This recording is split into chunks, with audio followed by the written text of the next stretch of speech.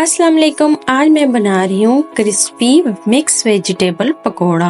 आपने बहुत से तरीकों से पकोड़े बनाए होंगे लेकिन इस तरीके से कभी नहीं बनाए होंगे, तो एक दफ़ा ज़रूर ट्राई कीजिएगा ये रेसिपी। आपको ये रेसिपी अच्छी लगे तो मुझे कमेंट्स में ज़रूर बताइएगा। माशाल्लाह से रमज़ान का महीना जा रहा है, तो इस महीने में पकोड़े तो अफ्तारी की जान होते हैं। हर घर में ज़रूर पकोड़े बनाए जाते हैं। तो मैं आज आपको क्रिस्पी मिक्स वेजिटेबल पकोड़ा की रेसिपी बता रही हूँ जो बहुत ही मज़ेदार है। आप एक दफ़ा बनाएंगे तो आपको बार बार इसकी फरमाइश आएगी। तो चले जी बनाते हैं मिक्स वेजिटेबल पकोड़ा। सबसे पहले मैंने जो ले लिए हैं, प्याज को मैंने काट लिया है, बंद गोभी मैंने लिया है और इसमें शामिल मैं करूंगी पालक और सब्ज धनिया। आलू को मैंने बिल्कुल लास्ट में काटना है, क्योंकि ज़्यादा देर पहले अगर हम इसको काट के रख देंगे तो ये काले पड़ जाते हैं। तो इसके लिए मैं इसे बिल्कुल फ्राई करने से पहले काट रही हूँ। तो इसको अब हम फ्राइज की शक्ल में काट लेंगे। तो बहुत ही मज़ेदार ये पकोड़े बनते हैं। आप आलू को अगर घंटा 2 घंटा पहले अगर काट के रखते हैं तो उस पे आप बेसन लगा दें तो आपके आलू बिल्कुल भी काले नहीं होंगे।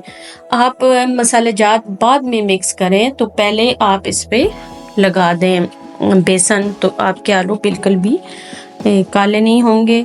तो आप इसे बेसन लगा के फ्रिज में भी रख सकते हैं और जब चाहे तो वैसे ही फ्रेश आपके आलू होंगे।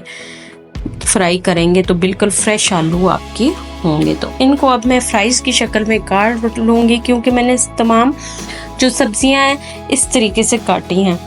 पालक जो है वो बहुत ही जो मज़ेदार लगती है पकोड़ों में, इसको मैंने काट के और धो के रख दिया था, क्योंकि इसमें मिट्टी बहुत ज़्यादा होती है। तो इसको मैंने अच्छी तरीके से वॉश कर लिया।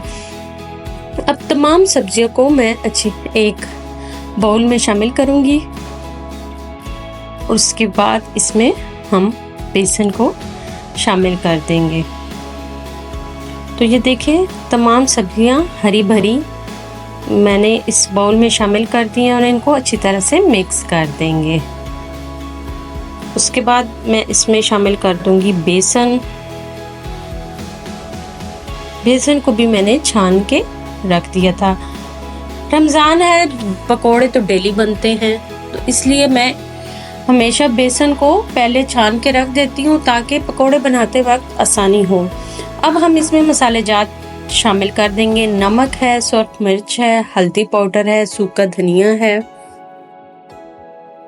दरा मिर्च। इन सब चीज़ों को शामिल करने के बाद हमें इसको हाथ की मदद से मिक्स कर देंगे। मैं चम्मच का इस्तेमाल नहीं कर रही हूँ, मैं हमेशा पकोड़े हाथ से मिक्स करती हूँ और आप यकीन करें इतने मज़ेदार इस तरीके से पकोड़े बनते हैं।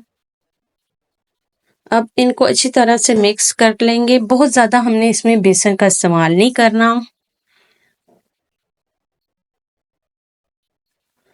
वो हल्का सा मैंने बेसन का इस्तेमाल किया है ताकि क्रंची और क्रिस्पी से आपके पकोड़े बने। अब इसको मैंने थोड़ी देर के लिए रख देना है और उसके बाद हम इसको फ्राई कर लेंगे।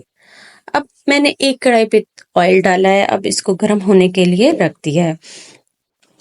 आप हमेशा तेज आंच में कभी भी पकोड़ों को फ्राई ना करें, उनका कलर एकदम ब्लैक हो जाएगा। हमेशा हल्की आंच रखें और उसमें आप पकोड़ों को फ्राई करें तो आपके पकोड़ों का कलर बहुत ही अच्छा रहेगा। तेज आंच में आप अगर फ्राई करते हैं तो इनका कलर ब्लैक हो जाता है और जलना शुरू हो जाते हैं। तो अब तमाम पकोड़ों को मैं ऑयल में शामिल कर दूंगी और अच्छी तरह से इनको फ्राई कर लेंगे। मैंने बहुत ज़्यादा चूल्हा तेज़ आंच में नहीं रखा हुआ है, बिल्कुल लो आंच में रखा हुआ है और इसको हम फ्राई कर लेंगे जी। आपको ये मेरी रेसिपी अच्छी लगे तो मुझे कमेंट्स में ज़रूर बताइए और मेरे चैनल को सब्सक्राइब, लाइक और शेयर ज़रूर कीजिएगा। अब देखें माशाल्लाह से पकोड़े जो हैं फ्राई हो चुके हैं और इनका कलर बहुत ही अच्छा आया है। आप इसे हरी चटनी, दही के साथ, केचप के साथ खाएं तो बहुत ही मज़ेदार ये पकोड़े लगते हैं। तो ये हो चुके हैं फ्राई हमारे पकोड़े। अब हम इनको एक प्लेट में निकाल लेंगे। तो ये देखें बहुत ही क्रिस्पी से बने थे।